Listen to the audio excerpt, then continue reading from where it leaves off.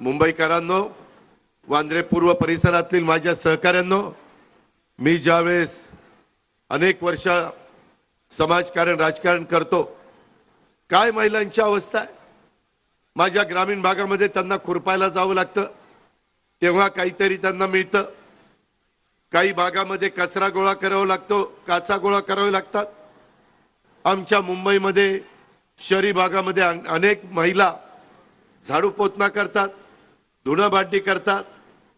काही घरामध्ये तेवढ्यापुरतं येऊन जेवण करून त्या स्वयंपाक करून निघून जातात। अशा पद्धतीने दिवसातनं 8-8, 9-9 ठिकाणी त्या जातात, सकाळपासून राबत असतात। आम्ही हे सगळं पाहतोय। तिलाही जगण्याचा अधिकार आहे, तिलाही काही स्वतःच्या करता पाहिजे। आता मला इथं त्या ठिकाणी सिद्धार्थनी थांबवलेलं होतं, अनेक संतोषनी थांबवलेलं होतं, संतोष जोवाळीनं अनेक तिथं महिला जमलेल्या होत्या। तिथं 2 स्टॉल ठेवलेले होते बचत गटाचे। महिलांनी स्वतः तयार केलेल्या वेगवेगळ्या वस्तू विक्रीला ठेवलेल्या होत्या। महिला स्वतःच्या पायावर उभं राहण्याचा प्रयत्न करते, पण तिच्या पाठीशी सरकारने उभं राहिलं पाहिजे, म्हणून हा निर्णय घेतलाय। आज आम्ही निर्णय घेतला त्यावेळेस ठरवलेलं होतं की रक्षाबंधनाच्या दिवशी सगळ्यांच्या अकाउंटला कसे पैसे जातील। मुख्यमंत्री, आम्ही दोन्ही उपमुख्यमंत्री, आमची महिला बाल विकासची मंत्री आदिती तटकरे, ती आमच्याच पक्षाची आहे, तिलाही त्याच्यात जास्त लक्ष द्यायला लागलं, कारण ती महिलांचे प्रश्न महिला जास्त चांगल्या पद्धतीने समजून घेऊ शकतात।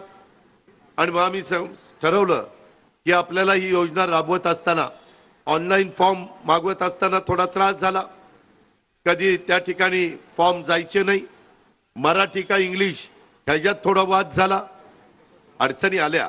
नवी योजना होती, चांद्यापासून बांद्यापर्यंत राबवायची होती। माय माऊलींनो, बहिणींनो, तुम्हाला माहिती आहे या योजनेच्या करता आमचा अंदाज किती आहे?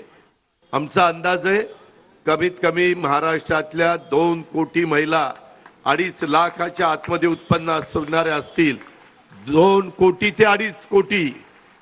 आता कालपर्यंत 1,10,00,000 महिलांच्या अकाउंटला 2 महिन्याचे जुलै ऑगस्टचे 3,000 रुपये आमच्या रक्षाबंधनाचे ओवाळणी म्हणा, काय म्हणायचं ते म्हणा, परंतु ते